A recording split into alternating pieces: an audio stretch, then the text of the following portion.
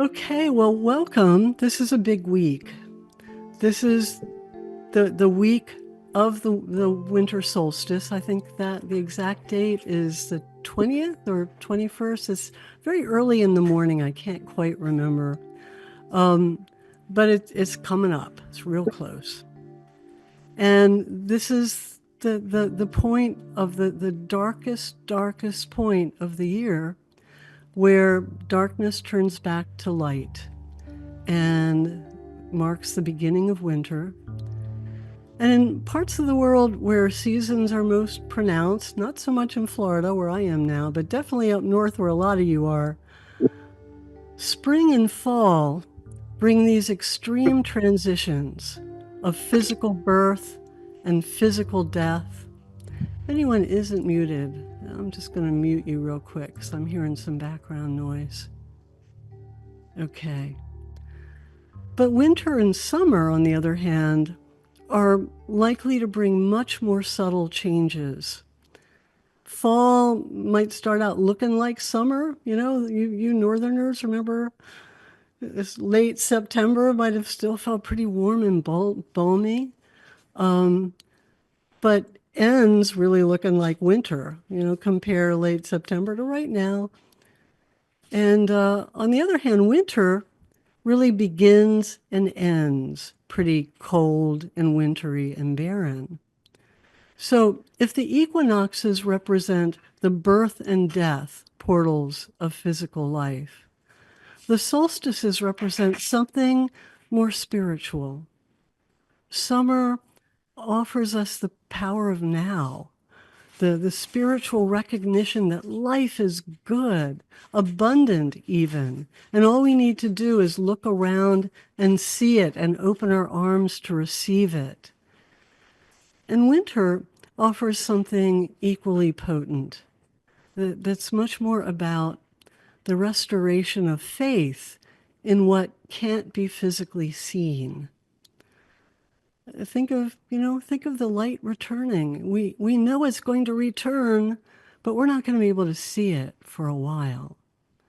So winter invites us to find the wonder and wisdom of childlike perception that believes in magic and has just abounding hope for the future.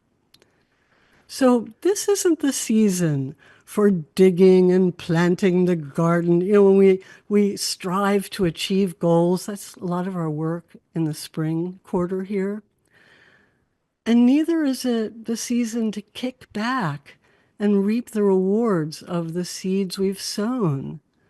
Instead, this is a time to receive divine grace. It's an opportunity to know that we're blessed, not for what we've done, but just because we are. And we're loved, not just by those we know, but by something unseen and mysterious. So now is a time for being gifted, but not in the ask and you shall receive way of the summer solstice, because we work with that too. This is different. This is when we receive gifts we didn't even quite know to want. Gifts of the Spirit that satisfy all other wants.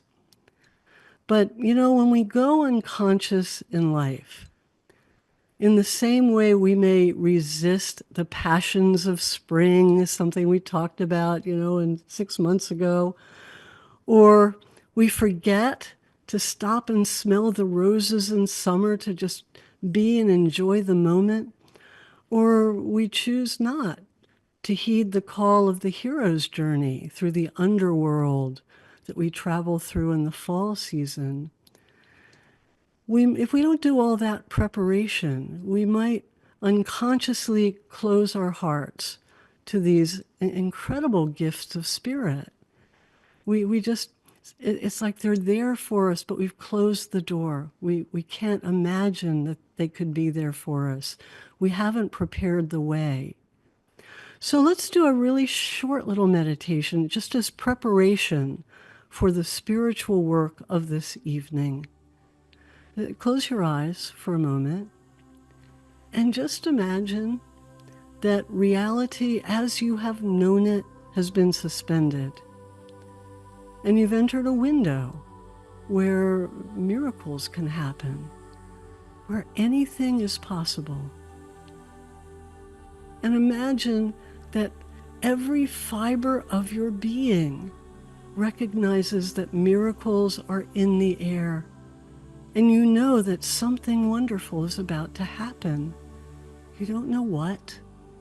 You just know it will be a magical manifestation of divine grace. And you don't even need to believe any of this. Just imagine. Use your imagination here. See if you can feel the very air charged with this sense of something wonderful about to happen. And as the light of the outer world darkens, imagine that you can see an inner light permeating the physical realm. And just start to imagine and picture light emanating from people and a radiance coming from objects. And let a feeling of excitement and wonder and anticipation steadily build in preparation for where we're going next. Then take a deep breath and open your eyes. You excited? You ready? I hope so. So every equinox and solstice week of this course, we start the quarter, the beginning of the month of December, and then March and June and September. And then three weeks in, we do something big and special in honor of the quarter points, the equinoxes and the solstices. We dedicate the session to calling forth something important and life-changing. At the summer solstice, it's a ritual for manifesting in physical form our highest heart's desires. But as I was saying earlier, now is not the season for growing tangible fruits. However, what we are calling forth tonight may be the most important manifestation of all.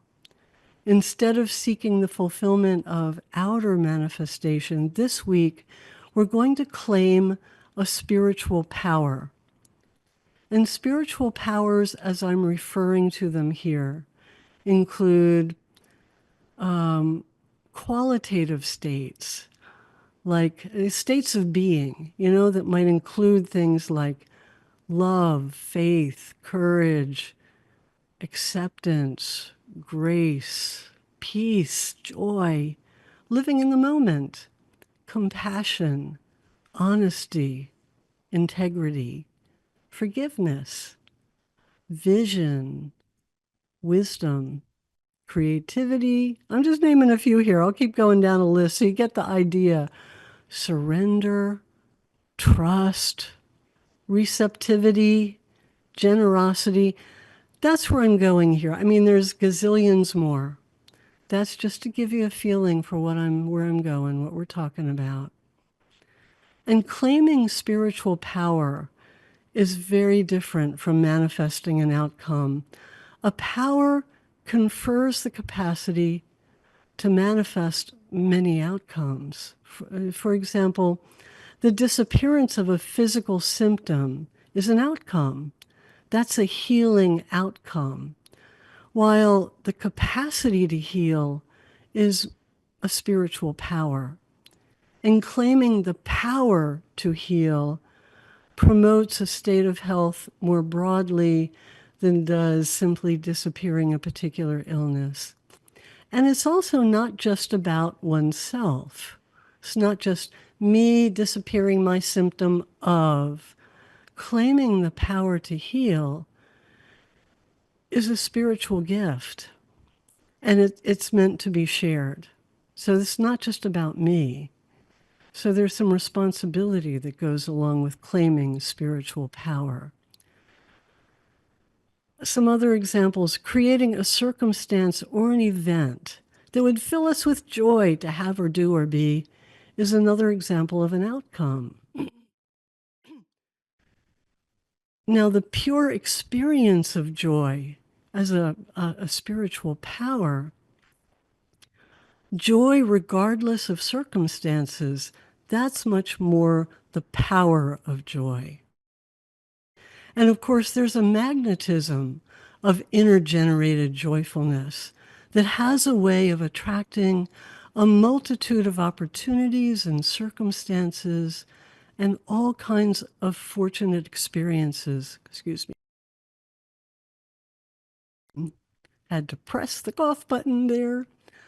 And that vibration of joy can even enable, as it calls forth all kinds of fortunate circumstances, it even enables us to find the blessings in experiences that others would call misfortunes.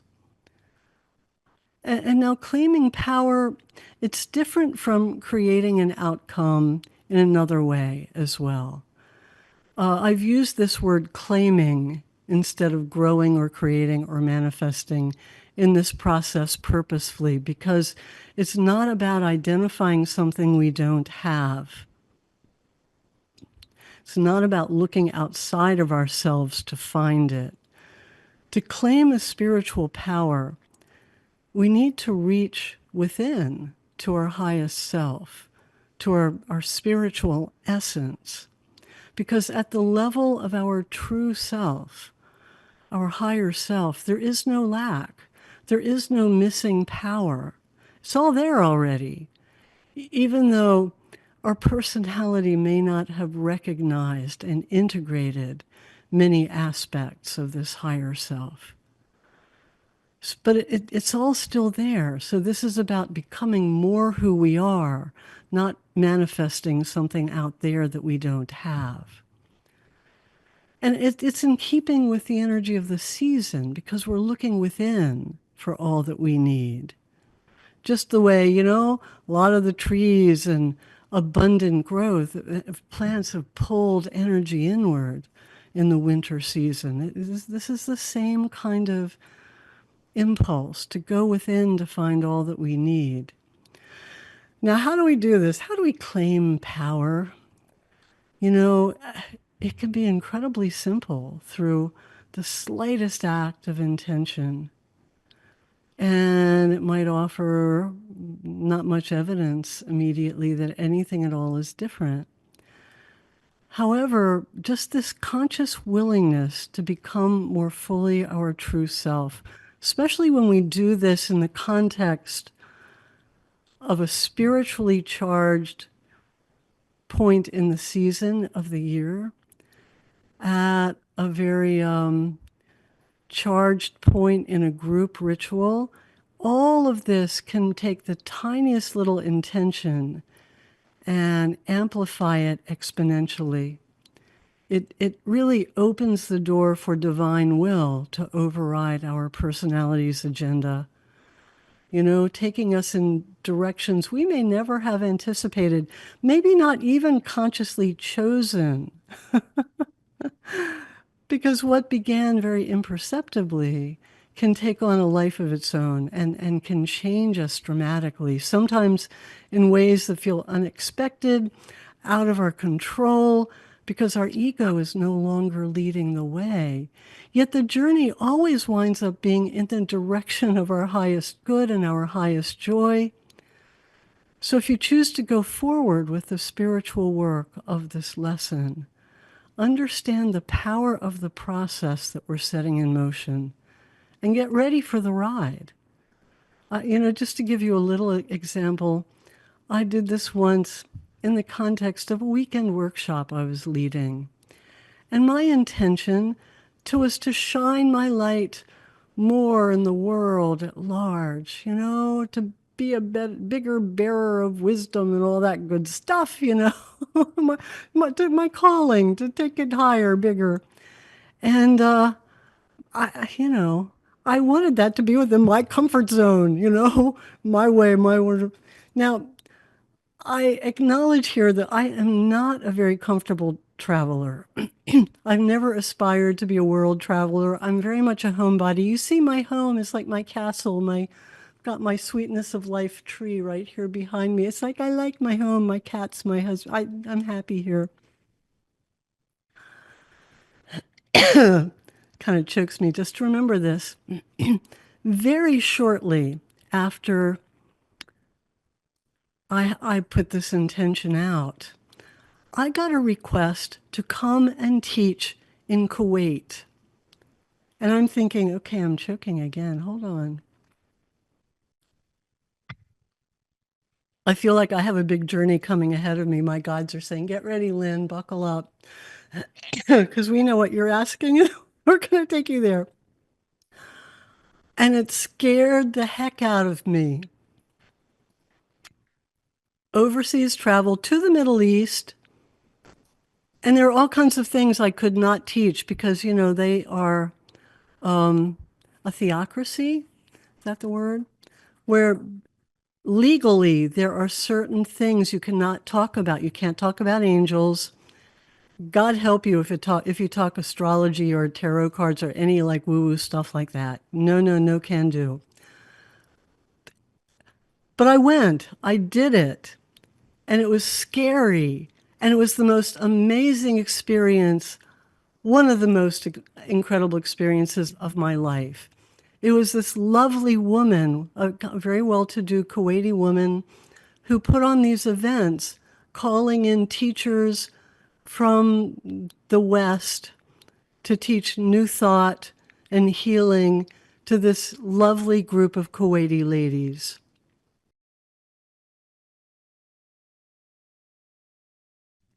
And they were so grateful and so receptive and so delightful. And the Kuwaiti culture was so generous and giving. People were just showering me with gifts the whole time I was there. And I got invited back. The first time I made Bill come with me, like, Bill, hold my hand, keep me safe. Second time I put on my big girl pants, went all by myself. And that, I mean, some of you might say, wow, that sounds really cool. I'm signed up in a second. That's not me. That was so out of my comfort zone. I'm just saying, get ready. Get ready. This could take you somewhere you are not expecting. You are not expecting. And you will love it, even if it's out of your comfort zone. So if you're not ready, there will be a chance here to decide, no, I'm not quite sure. Just, hang there for a bit. And are you raising your hand, Deb, to say Yeah, something? Yeah, please yeah. speak. I didn't know when to interrupt you. So when you say to in the stuff that you were just talking about to get ready, with your higher self, how can you tell? Because I'm still kind of new. How do you tell if it's your ego being arrogant or if it's your higher self being? How can you tell who's leading? You mean by choosing a power? Yeah. Well, we'll work a bit with that. Okay. And, I think that's always a fine line because when we're in our higher self, we can say, I am God without any ego because we know you are God too, and you are, and you are, and you are. And I see the beauty of God in you, and I am here to help you discover that you are God. Now, when our ego gets involved, we are more in that place of, I am God. So you need to listen to me because I'm a little more God than you are. So, Oh, the better than. yes, yes. Okay. Um, that's one way to notice. If you start developing a following of people where some people just adore you and hang on your every word, while some people just really think you're, full of it, that can be a sign that your ego is a little too involved and you're pulling in people who are very dependent followers rather than raising up leaders. Because when our ego is not involved, we want to be about raising up leaders, not collecting followers. Does that make sense? Yeah, it kind of sparks because people get very close to me when I'm out in public. And at family gatherings, they tend to, I can be sitting all by myself within 5 minutes. I've got a table full plus standing room only. So it gets kind of weird. And I don't know, because I'm relatively new at this stuff yet, but Mm. um I just don't know where that fine line is. And if, because my ego can get out of hand and I Yeah, can get pretty arrogant pretty quick. yeah, we are human. Yeah, So yeah. I just was curious. I would just keep praying on it. I think that's part of a spiritual seeker's journey. Just God, please help me serve, Okay. as opposed to simply work the room. Help me come into this experience and be of service. And if you see people glomming onto you, just take a moment and say, okay, God, how can I be of service to this person? Yeah. And sometimes God might be saying, honey, you need some boundaries. you know, Well, just, I've already figured out that I need some boundaries because apparently Mhm. that's a problem too. But So that might be some of it too. And we do some work here too around boundaries, over time. Um, that can be some of it too. But, okay, I would just take it step by step, bit by bit, each little step in the path. Just check in, see how you're doing, how you're feeling, and, ask for God's help, ask to be of service. Because I think the more we stay connected to God and our guides and our listening, the more, we see what the right path is. okay, Because there's also a way that, especially people who have been working with their spiritual life for a long time, sometimes not even consciously, just people who have been of service for a long time, dedicated to serving others for a long time. When we get to be of a certain age, we have gotten so used to stomping down our ego that we start to stomp down our power a little bit with it. So there's a point where we need to tamp down our ego, but there's also a point where we need to say, wait, yeah, I am here to make a difference. I do have some empowerment here. I'm meant to help and serve in a bigger way. Help me shine, God, not just be invisible and behind the scene. okay, So, and that's a really fine line. It's an always fine line. okay. We just have to walk it. So I that's know, all right? there is. Thank Thank you for you. that question because it was really good. Now, the powers we choose, it's completely up to us.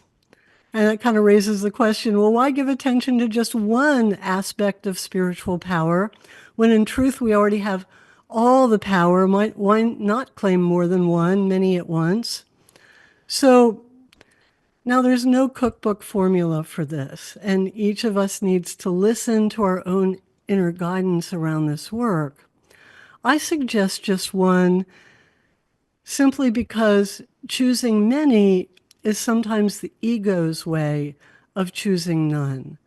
Choosing everything can be a way of really committing to nothing and to embracing all, like kind of like we were talking about it a minute ago, embracing all power from an egoic perspective rather than committing to that one power and really integrating it.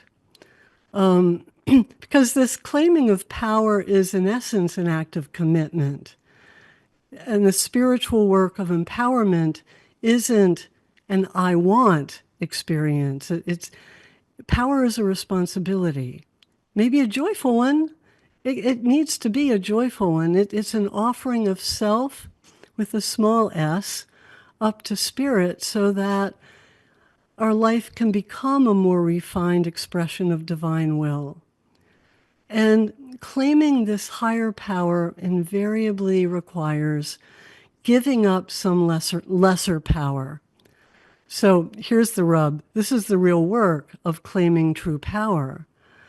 It's about really integrating our light and our dark. The lesser powers we hold on to are rooted in fear.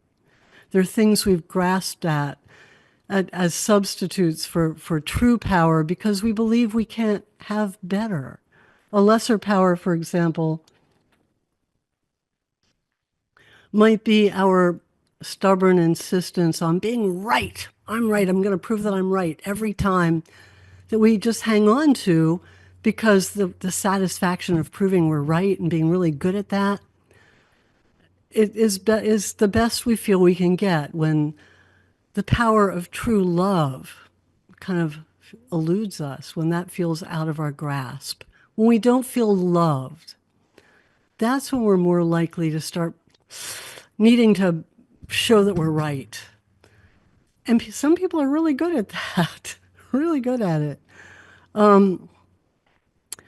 Another lesser power might be the power of being the victim, of getting sympathy and the payoffs that come with being a victim of life circumstances, and we might settle for that when we fear we won't succeed as creators of our lives.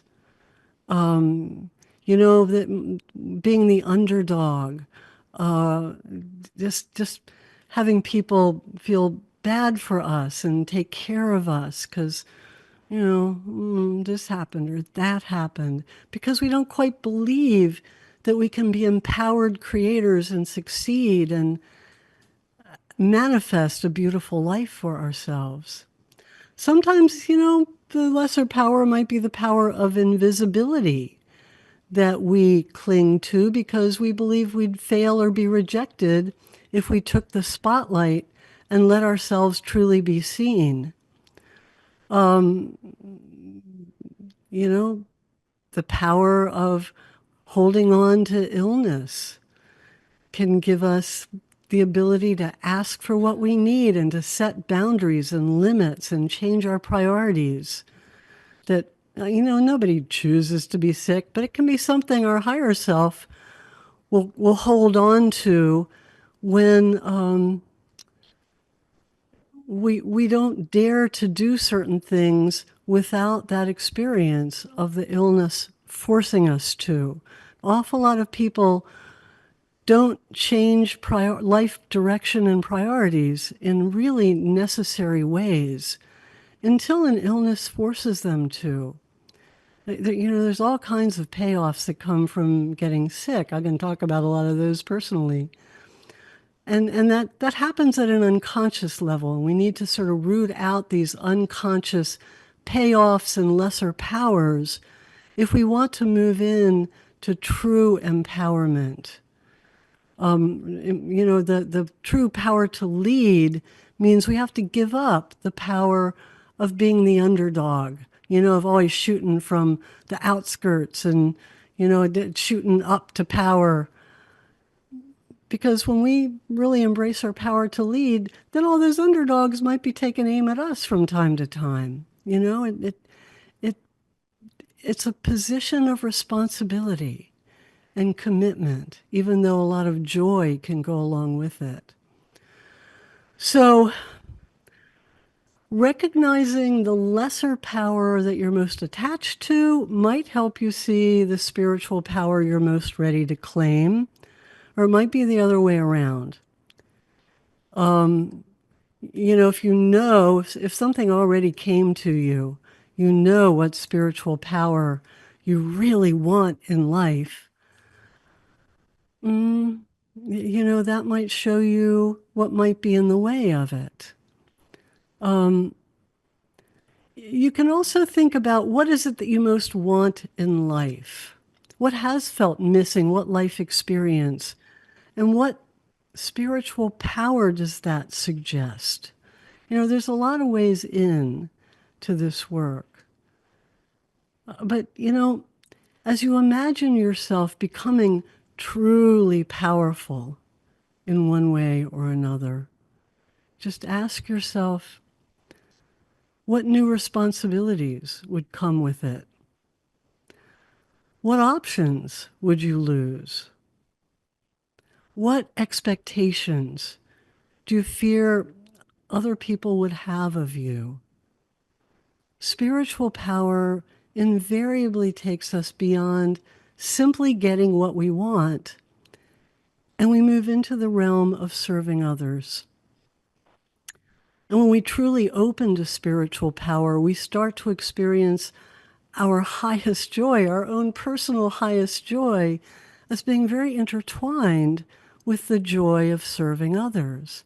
We start to really know that we aren't separate. We are all one. So my joy and your joy, they're not two different things. My highest good, your highest good. And we don't just give because it's better to give than receive.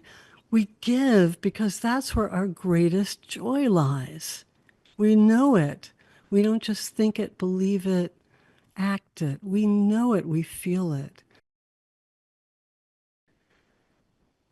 And invariably, any spiritual power you want, but you don't recognize as present in yourself, it's going to lead you to a lesser power you're clinging to out of fear. They just go hand in hand. They're yin and yang. They're conscious golden shadow, unconscious shadow, dark shadow. The golden shadow is the higher part of, that we project onto somebody else. Our hero represents our golden shadow, the power in ourselves that we've disowned. Our dark shadow is what we project onto the ones we love to hate. So if you look at the leader you most love and is your hero in life, that person might be holding a piece of your golden shadow, your unclaimed spiritual power. If you look at the one you most love to hate, that one might be the projection of your dark unconscious shadow, the part of you that you don't want to look at. You just see it in the person you hate the most. And being willing to acknowledge the payoffs of powerlessness is just such an important part of empowerment. It's easy to do little new thought exercises, power of attraction, where we just visualize what we want. We think it, we picture it until some little thing shows up. True empowerment is bigger than that. That's when we become a bright light to the world. That's when we don't just manifest a little bit of abundance in the mail. That's, because that can be really easy to do. True empowerment is when we see the overall quality of our lives go up and up and up, and our impact to raise other people with us goes up and up and up. And what we're about here is spiritual empowerment, the real work of spirituality. So take a moment to reflect on what spiritual power you would like to dedicate, not this week, not this month to, but your next year, to expressing more fully in your life. Because this is a big deal. And you might recall the work we did here 2 weeks ago when we allowed a symbolic image to come up for us. And that experience may have already given you a little insight into the awakening of power. But listen to your heart on this, to discern a spiritual power that feels like an exciting and perfect path for you. You're, really can't wait to do it path. Might even feel a little bit like getting on the roller coaster where, it's going to be like, woo, buckle up. But you get on because you know it's going to be great fun. And it's just calling you. And when you can give this power a name, write it down. Write it down. And do that now if you have pen and paper handy. If you don't, just write it in the air, because there's something about writing, the kinesthetic, the visual to the kinesthetic. and the clarity of the words that really helps make your intention more laser-like, more intense, more powerful, more focused. So take your power. Don't write a grocery list. Nuh-uh-uh. It's not the power to bloody, bloody, bloody, bloody, bloody, bloody, blah, blah, blah, blah, blah, blah, blah, blah, blah. It's the power to blah. Make it simple, easy, one word, blah. Don't really claim the power of blah. That sounds, no, no, no, no. That doesn't sound good. Give it your word. And when you've written it, put it away somewhere so that you will be able to return to it this time next year. Maybe, every quarter or two. Not right away. Don't keep looking at it. Put it away. But somewhere where you will remember to return to it after time. When you can review all the ways it's actualized, because you will see it. I've never done this and not see it. Oh, wow. Wasn't expecting that, but yeah, yeah. Wow, whoa. So this works. This works. It's powerful. And if you don't get anything right now, you know how to get to the additional materials that go along with this live class. Go to those. Keep at this. Do it in your own meditation time. Work with it some more until it comes to you. And along with the spiritual power that you've identified, see if you can also identify the lesser power most holding you back. What are you willing to do to release this lesser power? And again, some of this clarifying might be more that can be packed into a single hour. So you might want to come back to this and give it more attention. Come back next week if you want. Next week is next week Christmas? It is, isn't it? We're not meeting for a couple of weeks. I'll stay after I stop the recording tonight. So if anybody needs a little help, I'll sit with you and work with you until you feel like you got what you need from tonight.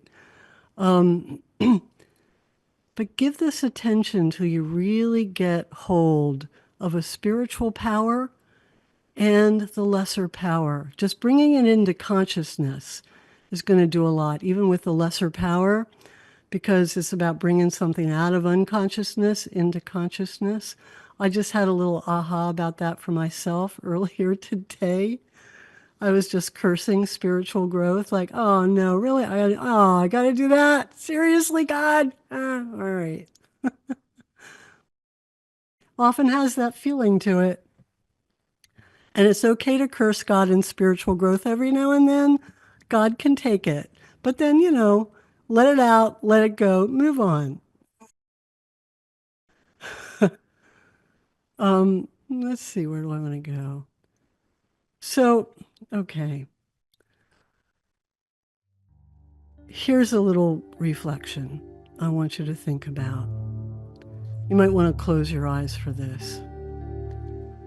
Imagine, because this is going to be preparing, imagine that today a power is awakened in you, and it's not an ordinary power, it's a miraculous power that singles you out from other people, because every spiritual power that we can imagine can be taken to the level of miraculous, where we become like the saints, like those spiritual leaders we read about, we hear about, we follow, we're inspired by.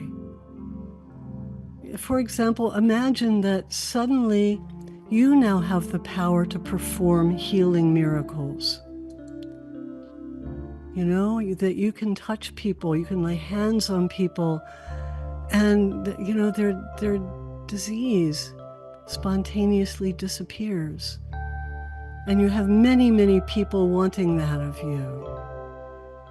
Or maybe you suddenly develop the ability to see angels or hear messages of guidance that others can't hear, and you hear things that people need to be told.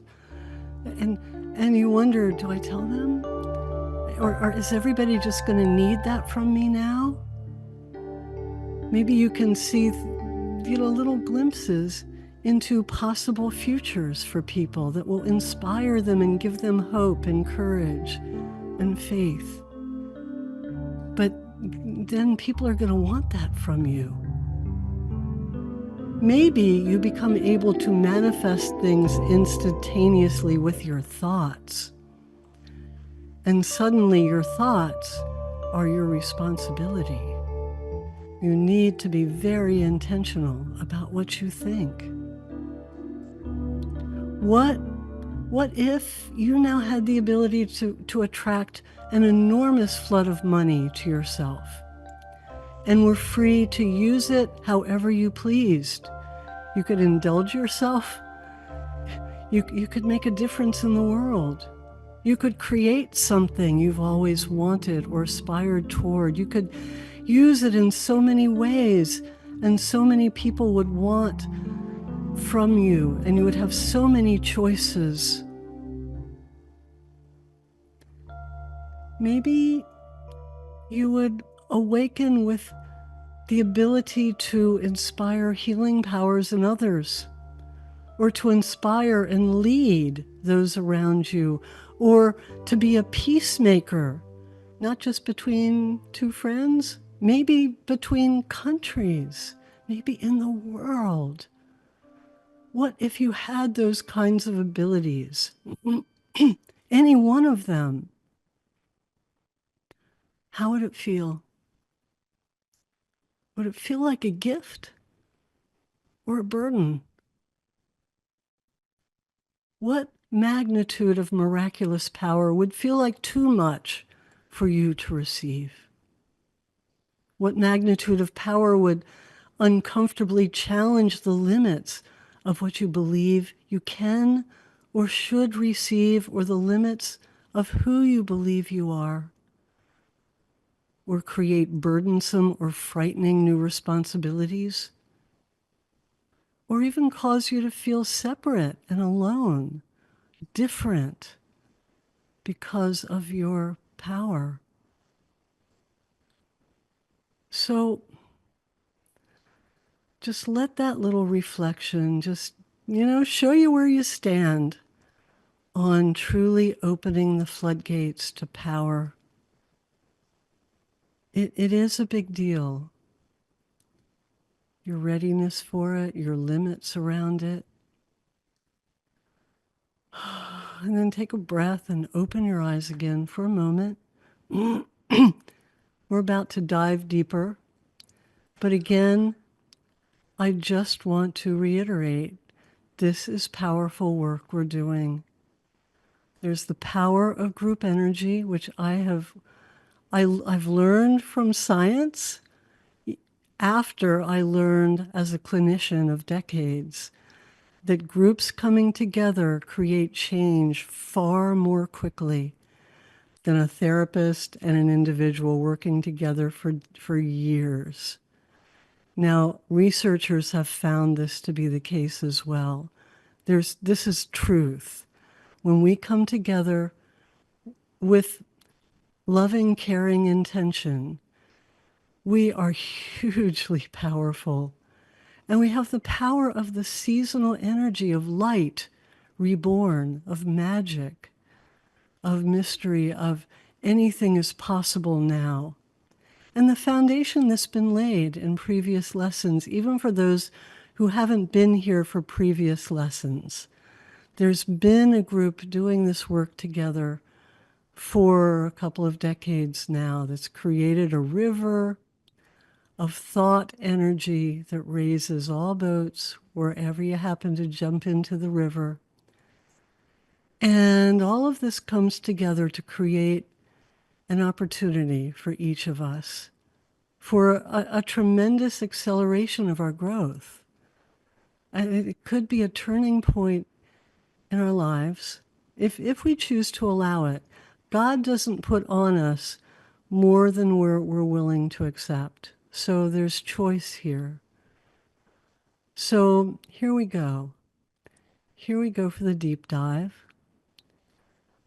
Again, get comfortable for this. This will be a meditation where we go a little deeper than we've been.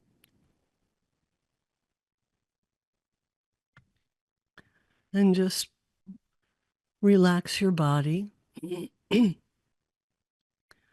quiet your mind with some deep, full breaths.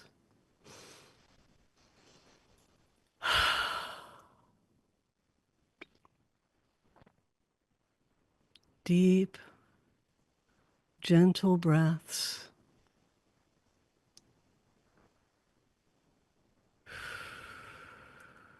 And let your awareness expand to include your higher self, that beautiful, radiant being of light that is your true self. And you can see the higher selves of other participants of this miracles course joining with you.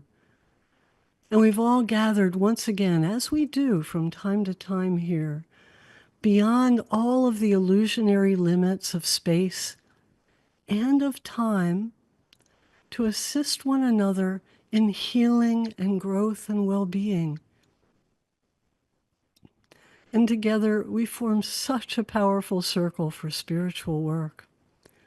And first we see those who are currently here live, and then because in the spiritual realm, time is an illusion. Spiritual realm, also in the quantum world, we know that. Time is not what it looks like. Time exists all at once. We also see the lights of all the souls who have in the past and will in the future gather in this circle created by our intent, all of us together in the Miracles Course. Whether we jump in once, whether we jump in every week and attend for years, doesn't matter. We can all be together simply because we are imaginative enough to think it. That's how powerful consciousness is.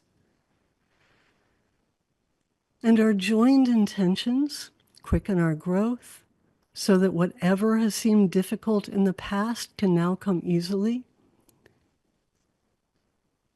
And just accelerate all of this energy, this building of energy by just imagining, saying from your heart to all of these countless souls, past, present, and future, I am here and I care about you. I love you. I care about you. May you be well. May we all rise together in miracles. And our hearts joining this way, it just really opens the portal to the divine. And we are joined by a myriad of spiritual beings who assist the spiritual evolution of humanity and of our planet. All the beings of light and love, call them by whatever names are meaningful to you. God does not care what we call her, so long as we call. And just feel this spiritual presence of the divine, adding so much light to our circle. And it, all that is, has gathered with us to assist in an initiation into power for all those ready to take a bigger role in the work of love. And see these, this angelic force preparing a place in the center of our beautiful circle. You might want to imagine us in this tremendous aurora borealis colored geodesic dome. All of us little points of light in this dome. That's how I see it anyway. And all of these beings of light and love are preparing a center in the circle for initiation to happen. And while we've prepared an intention of power for this initiation, and we will claim it, If we step into the center, we will have opened that door. But for those of us who've taken that step, the steps that have brought us to this circle, the center offers an added gift if we're willing to receive it, and that is the gift of divine grace. Divine grace is a gift we may never have thought to ask for. It's like the cherry on top of our spiritual power.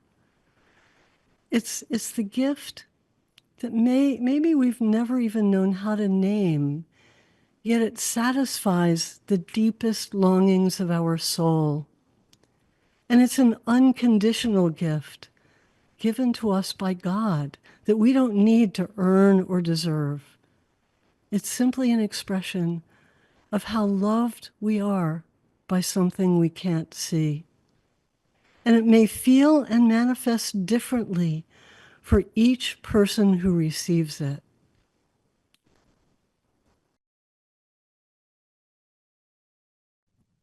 So simply be open to receiving gifts beyond what you've dreamed.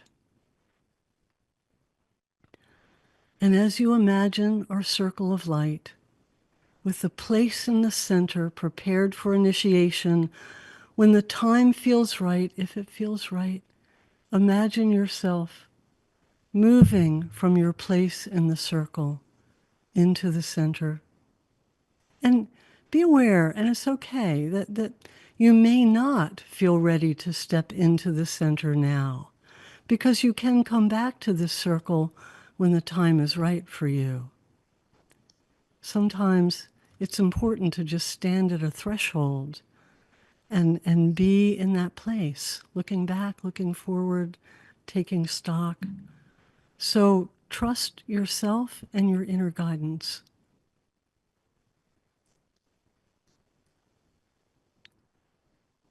And if you are ready to step into the center of the circle, just do so now. Take a moment to just be there and notice what you see, what you feel. Simply be open. You may sense or see spiritual guides or some aspect of the divine with you. You might feel every being in this circle, many souls joined together, radiating a powerful vibration of love to you, because that is there as well. And all of this is helping to awaken your chosen power, so that you don't need to try or work. You simply need to be willing. And you might feel that willingness in your will center. Imagine something deep in your gut, the part of you that just goes, yes, that place, deep in your belly, saying out loud. And everybody's muted, so you can say, I'm going to mute. Yes, everybody's muted. Say out loud, I now claim my power of. Say your word. Say it as many times over as you need to feel it in your belly, to feel you putting power behind the words, meaning, intention, will, willingness behind those words. I now claim my power of.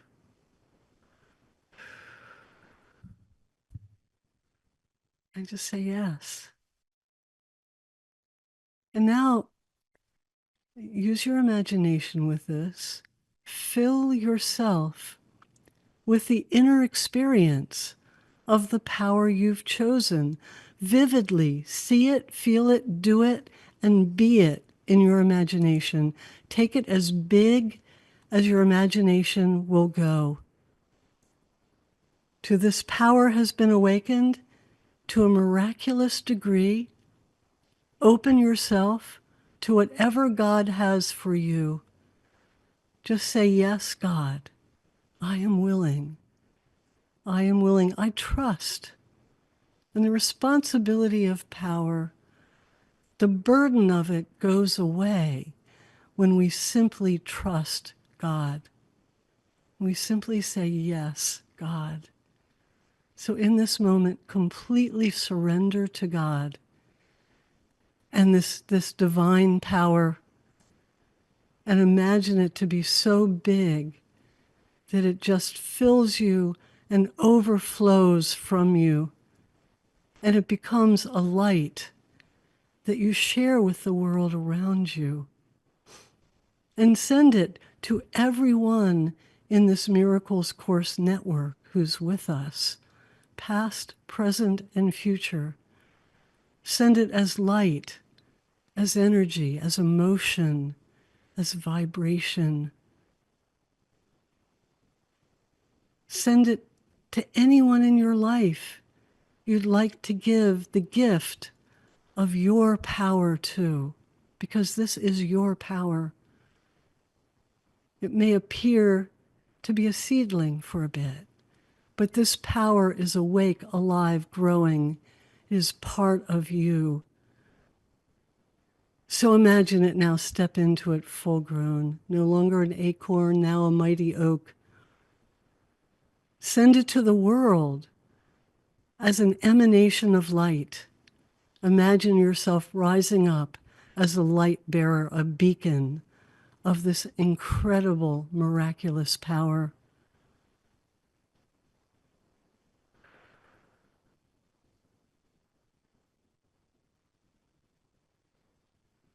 And when your initiation of power feels complete, just take another moment to just be still and receive the gift of divine grace. Just let it be. You don't have to figure out even what it is or how it's going to manifest.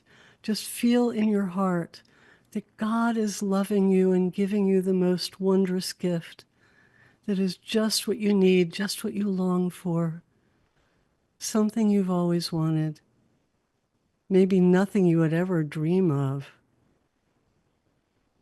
So don't give it a form, don't give it a name. Imagine it as a beautifully wrapped present, a birthday present for you to celebrate your initiation. And now ask God for a sign, something you're sure to see in your life from time to time. And when you do, it's going to be a reminder to release your lesser power and give in service the power you just claimed.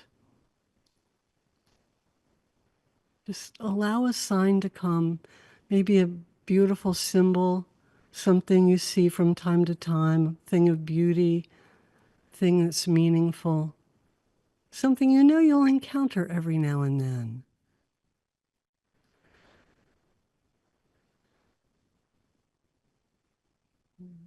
And then,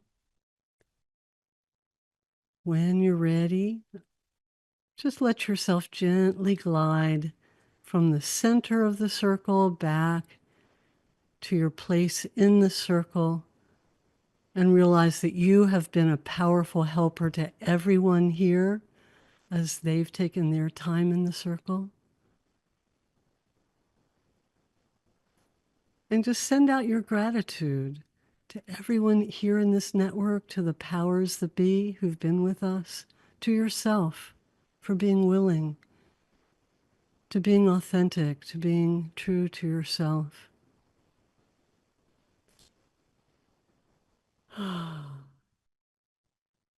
And just having the experience of your power still in your body as a physical body memory, a cellular memory. Gently bring your attention back into your body, into an awareness of the room around you. Take some deep breaths. Open your eyes. And to follow up this initiation, know that the best way to keep something is to give it away. And over the coming week, find as many opportunities as you can to give your spiritual power in service to others. Find a way to give this power away at least once a day for the next week.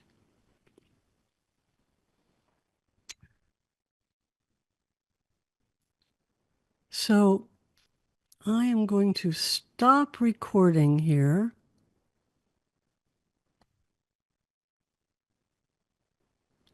Oh, I don't see how to do it. I'll get Bill just to cut from here. Got that, Bill? Technical help? I can't figure out how to stop recording.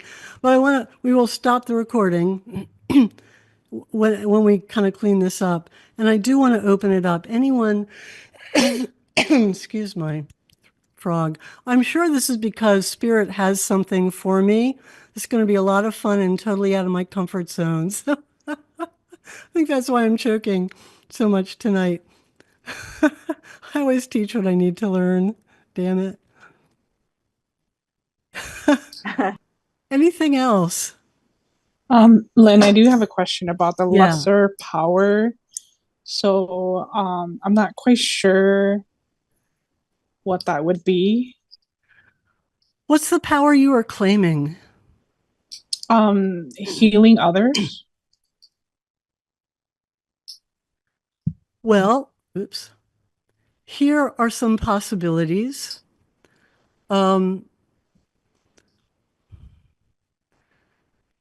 Say you become truly known as an incredible healer, and people know that. And somebody you healed is telling their friend, telling their friend, telling their friend, giving out your phone number. Suddenly you have people calling you day and night and day, day and night. How would that be? How are you with boundaries? I'm a yes person, so Okay.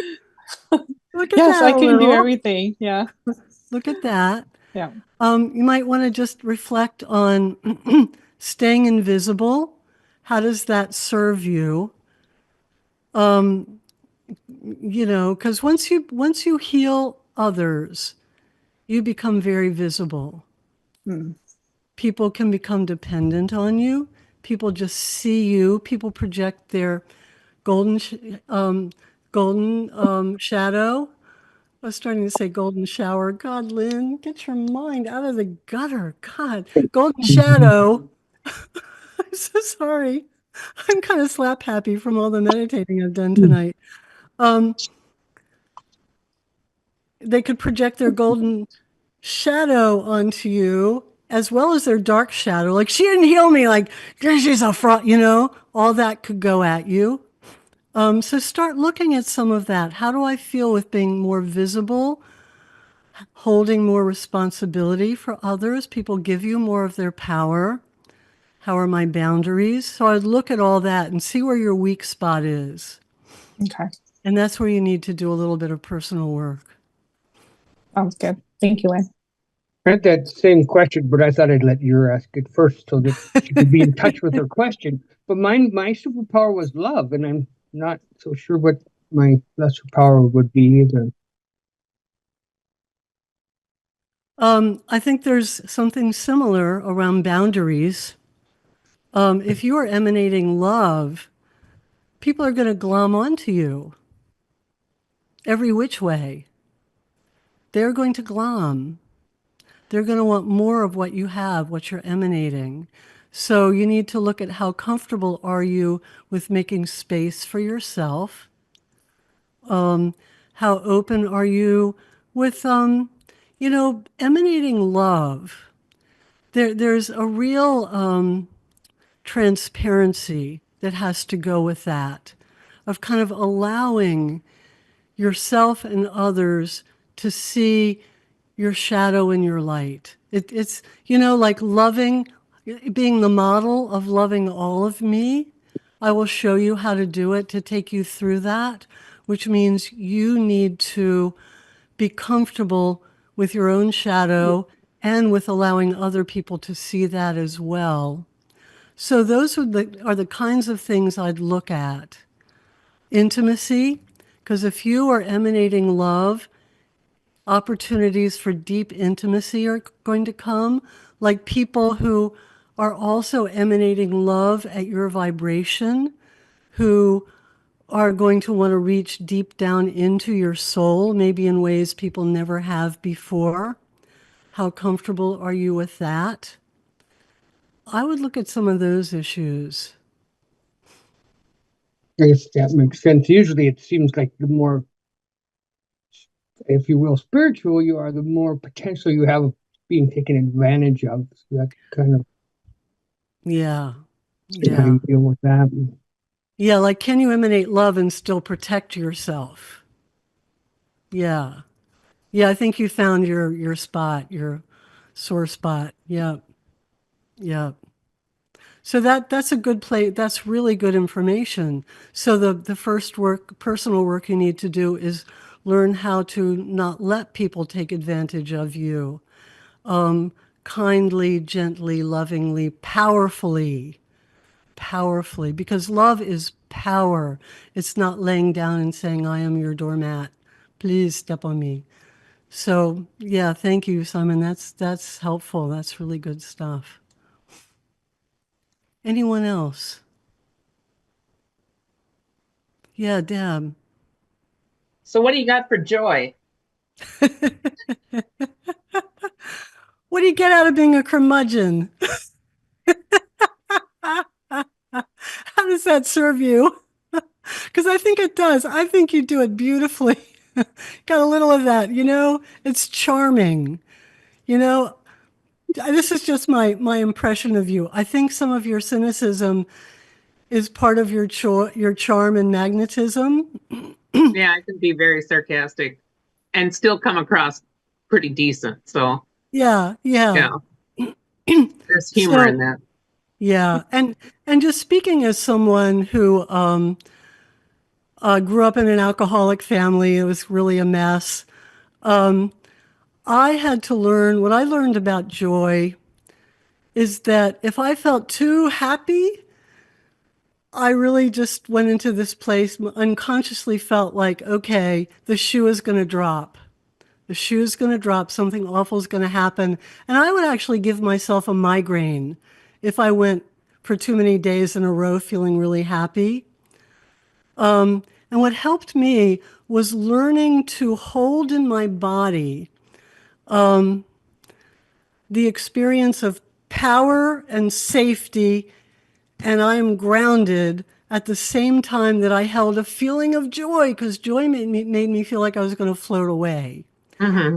And power, defended this, made me feel like my feet were on the ground. I kind of got this little insight while I was walking around a Minneapolis lake. And I spent the second half of my walk really practicing that, like power, joy, kind of both, seeing if I could hold them both in my body at once. And there's something about walking that resets your brain. Yeah. And it seemed to really help. I mean, it really worked because I didn't realize it for months later. My chronic migraines didn't come back anymore. They disappeared. Oh, So that's that's good. just a little tip that helped me, but I would look at some of those things, like how can I feel safe and grounded and strong and joyful at the same time, but Okay. and also feel that I still have my chutzpah, my charm, my magnetism. You know what I mean? Because I Yeah, think that is part of your gift. yeah, I think that all goes together, just heightened, you know, to bring joy versus, if you are joy, you're going to bring that to the people you encounter. Yeah, without having to be too airy fairy, happy clappy. You don't have to be a Pollyanna. You can Oh have, yeah. yeah, Yeah, you want it to feel real. You don't want them to yeah. think it's fake. Because there are people who do that. Like, just think positive thoughts. I go to a Unity church, and there can be a lot of that going around. I'm like, I call them on it. Yeah. And I think it can be a gift to authentically find joy in the dark places. Mm-hmm. Without being like, I'm not going to push that aside and just affirm that life is, it's a real gift to do it in a more authentic way. Yeah, I kind of grew up in that because my mother was always, she found I don't want to say the happy, but she found the good in every situation. And we were constantly laughing because it was so ironic. But, so I get that. And that's where it comes from for me. Mhm. So I just want more of that. Just want more of the Yeah. happy. Yeah. Yeah. Yeah. I think you're going to get it. I do. Okay. All right. Thank you. Yeah, you're Happy New Year. welcome. You too, Merry honey. Christmas for those that do that. Yeah. Have a great one, whatever you do. Happy Christmas. Thank you. Yeah. Christmas, Hanukkah, or what? Godless celebration of agnosticism. Just make it a good one, whatever you do. Anyone else got questions? We ready anyone? Last chance. I'll be here as long as people need me. Yeah? Okay. Well, I love you all. Happy whatever. I love and bless you. Namaste. See you in a couple weeks. Okay. Fresh new year. It's a really fun Namaste. one, the first week of January. It's a great way to start the year. So I hope you all come back. Yes. Thank you. Bye-bye. Bye-bye.